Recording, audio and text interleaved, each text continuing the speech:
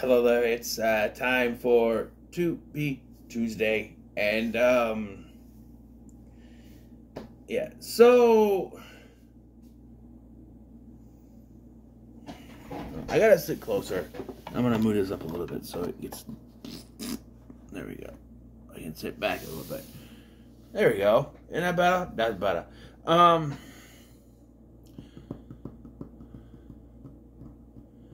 I did not expect this movie to go the way it did. I'd heard things about it. So I learned about this movie from Atomic A Productions YouTube channel. They talked about movies that were almost Twilight Zone movies, like Real Steel, which is on the list of movies to review for my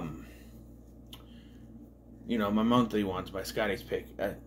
I do have one coming. I'm almost done with these, and then, well, by now it probably would have been up. I'm thinking the March one would be up. May one would be up by now too. April 2. Maybe Real Steel is May. Maybe Real Steel is May. Who knows? But yeah, this was one of them. Miracle Mile, which stars Anthony Edwards and Mare Winningham, who most recently they got married. Yeah, they eloped after knowing each other for more than 25 years.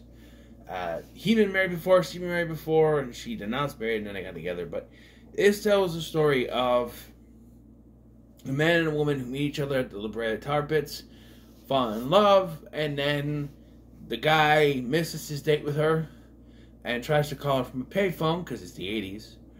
And he gets a call saying that there's going to be a nuclear strike. So he causes all this panic, and now he's on a rush to save her before it happens. And when this movie ended, let me tell you, I was like, this movie is like Cloverfield, but without the monster. It takes place in LA instead of New York, but it's the same kind of concept where, he's chasing to find the woman that he loves to save her. And the whole movie is basically that, and there's a lot more stuff. This is more 80s rated R than the 2008 rated R. That was. And let me just say, the performances, mostly Anthony Anderson. Did I say Anthony Anderson? Anthony Edwards. Anthony Edwards. If I say Anthony Anderson, I'm sorry, it's not him. I think Anthony Edwards, his performance is great. Like, fantastic. Like, I think this is one of his first big roles, I think. I know Top Gun was his first big one, and then this one 2 years later. So, and also Mare Winningham is pretty good. We got Michael T. Williamson with Jerry Curls in this. You know him from Species 2 or Final Destination. The Final Destination, I should say. Just called Final Destination. But yeah. So they're at the Brea Tar Pits. They have a meet cute, as the kids call it nowadays. And then they set a date. She's going to go work at a diner. He says, okay, we'll meet at midnight. It's a weird time to meet anyway. But, yeah. The power goes out and he wakes up late. 4 o'clock in the morning. He goes out to the diner. She's already done. She left. She went home. And so he also used the payphone. He orders some food because, wake up 4 o'clock in the morning, you're hungry, Yeah, I'll have, eggs and whatever else he said. He calls her, doesn't get an answer, and then he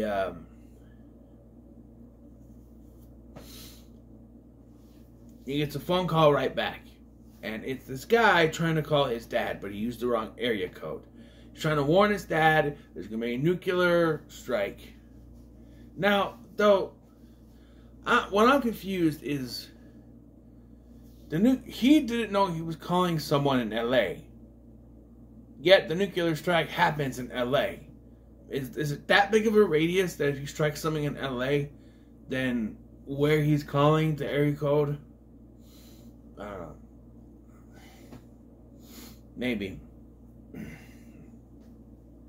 don't know what nuclear radius of a nuclear blast is. I've never been in one. Obviously, because I'm still alive.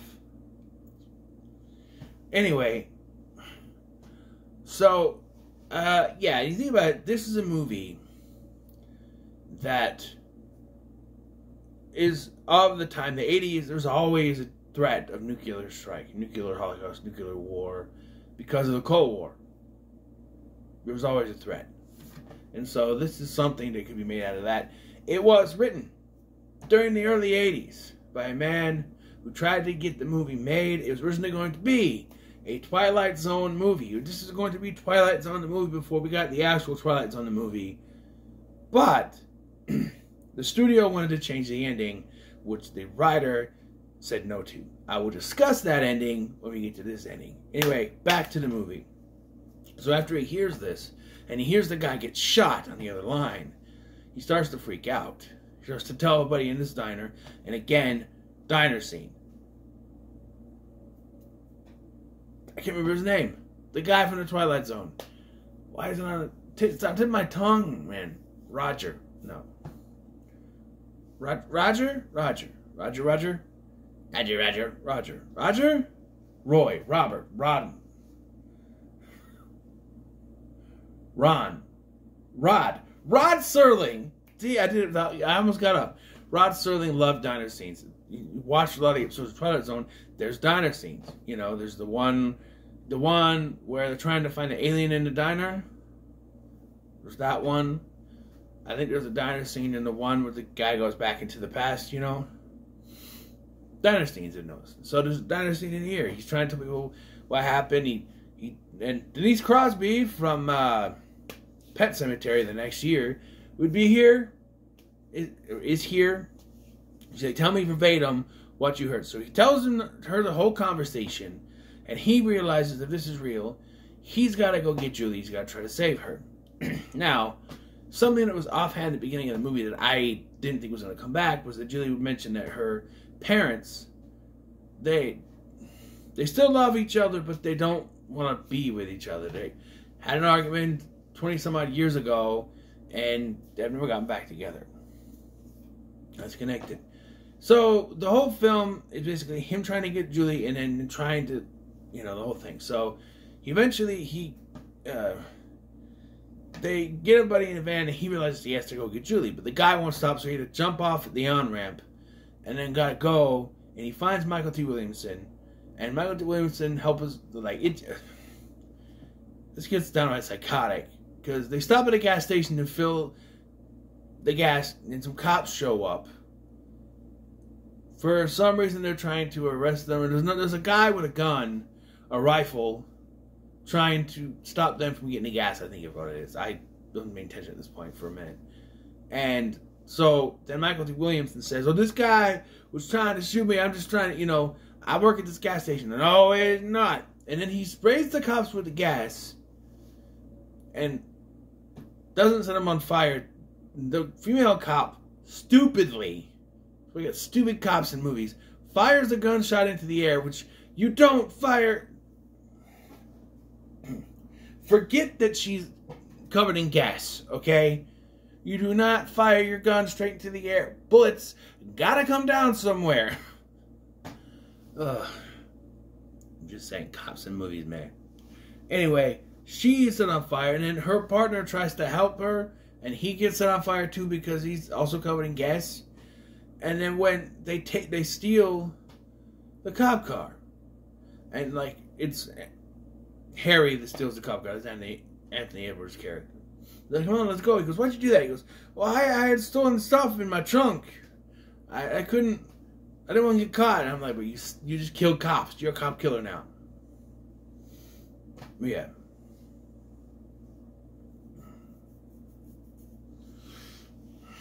So, eventually, they separate because he wants to save his girlfriend, and to save his girlfriend, we're off. He leaves them high and dry, and so now he's got to find another way. He finally gets to Julie's. Oh yeah, they get to Julie's, and he takes off on him when he tries to yell him. Julie is out because she took a Valium. I've never taken Valium. I've taken, what's the stuff they give you, like your tooth pulled, they give you that stuff. It's not a Valium, it's what is it? You're probably screaming at me now. it's not a Valium, it's something else. It's very, very medicative that you kind of don't want to take that much. I once took one with an energy drink and got like, whoa, kind of a situation going on in my head. What was it? What did they give you for, they prescribe it to you for lots of pain. I don't remember what it's called, but it's not Valium, it's something else. But anyway, she's passed out, and she gets the mom and then the dad to cooperate. They go downstairs, and he wheels her out in a cart, and then the parents are like, oh, we're not going to run away. We are going to go to a diner, and we're going to have a breakfast, and we're going to enjoy the rest of our time. Keep in mind, Julie doesn't know what's going on. So she sees her parents all happy and together again. She says, well, I kind of want to go to breakfast with my parents, He's like, no, we gotta go. I have a surprise for you. It's a surprise. She thinks it's a balloon. They get into the building where they're supposed to go. They go up into the thing, and when they get there, Kurt Fuller is running around drunk, because it's Kurt Fuller in the movie, so, running around drunk, and they don't have a pilot. So he tells Julie to stay there without telling her what's going on. He's going to go get a pilot. Starts running around just yelling, is there a helicopter pilot? Is there a helicopter pilot? Does anyone know how to fly a helicopter? And he gets Brian Thompson, who gets his female friend to go with. Everybody wants a female friend to go with. And so he goes, but Julie is left where they are. So he says, go ahead and get started, but you got to come back for me. You can't, He goes after Julie. It's like, this is where I'm like, wait, why? She's going after her again. And then they get in like a department store where he meets up with Michael D. Wilson, and his girl. His girl, I think, is dead at this point. And he has to get shot. I don't remember if Harry does it or not. But like, then they come to saying, come on out. At one point, though, they do address the situation of, is this really happening, or is it just become to the point where he's just hysterical? Where it's just everyone's hysterical. It's not actually happening because they say it's going to be in an hour, and an hour has passed, and it's real time. An hour has passed, and nothing has happened yet. So they're they don't know if it's true or not. Well, the skies get rather orange at this point, but There's also a scene where he's jumping across the cars, Harry is, to get to her. I think it's when they get into the building. Then, come on out, cop killers. And then she's like, well, we'll just go out there, we'll tell them we were already here. And when the people came in, and I'm like, but wouldn't they know what Harry looks like? This ain't cop killers. That's the only thing is the other guy, I don't know. But they come out, and the cops are gone. They're gone. And so they get to the building, and the helicopter's not there. Kurt Fuller is still drunk. He's more drunk than he was. And so the helicopter pilot comes back. He's been like badly shot or something. I don't know. And he aims to get them out of there. But you see 3 missiles hit and go. And the electrical magnetic pulse within the thing shorts out the controls. So they land, ironically, in the La Brea tar pits. And although that tar is looking suspiciously like water, it looks very water-like. Tar is not supposed to be that runny, but, Also, if it was tar, wouldn't it be hot? Wouldn't they be burning to death? I'm no expert. But they start to sing, and he goes, well, they'll find us later as fossils. Maybe it'll be a direct hit, and we'll turn to diamonds like Superman. Well, that's coal and diamonds, not tar, but, And they get covered, screen goes black, you hear the pfft, and the screen goes white. Direct hit happened, implying that movie ends, goes to credits. Yeah, one of those movies. Although it wasn't as miserable as Would You Rather. I will say that right now. It was not as miserable as that movie. But that ending just, wow. Like I said, though, when the writer originally pitched the script, they wanted a different ending. They wanted that to happen, and then, Harry wakes up in bed, and that was a dream. And then he gets up and goes on with his life, and the events start to fold out the way that it meant to, Which is a very Twilight Zone ending. But the guy didn't want to do it that way. He wanted it, but the movie was still going to happen, but I don't know. But I think, if we were going to do that ending that isn't going to happen, how would you portray that? I think if you were going to write that, you'd have to change the scene where he gets the phone call. Instead of it happening after he realizes he's late, have him wake up to his alarm goes off, he's sitting there trying to shake it off, and he's like, oh no, I'm late. Phone rings. And he gets the phone call from his phone in the hotel room. It's unreal. I guess we'd have to make it his apartment then, instead of a hotel room. But it'd have to be his apartment for it to work. That because they couldn't call an hotel room. They had to, So they call it'd be his apartment in this version of the film, and he gets a call then. And that's what would work better for the ending, because I don't know how. It'd be kind of a longer ending. He'd wake up, have to realize he's late, and then go down. Cause you think the phone call would be the explanation point, right?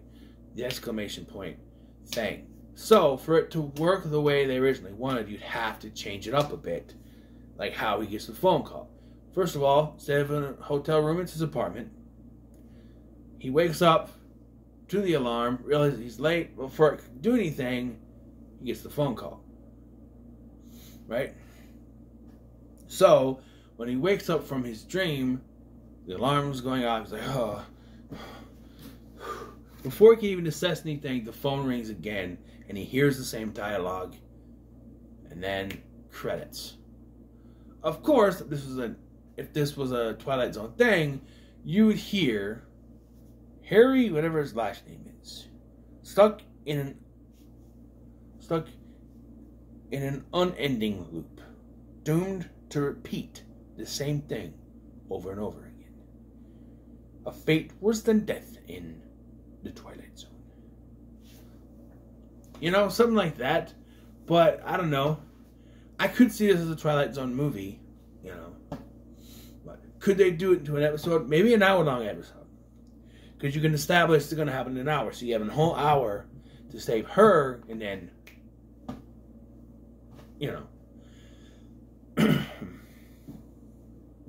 But I'm going to give it a pretty good. I enjoyed it. It was not what I was expecting. I was waiting for, how are they going to get out of here? They're going to survive? Or is it going to end up being a hoax?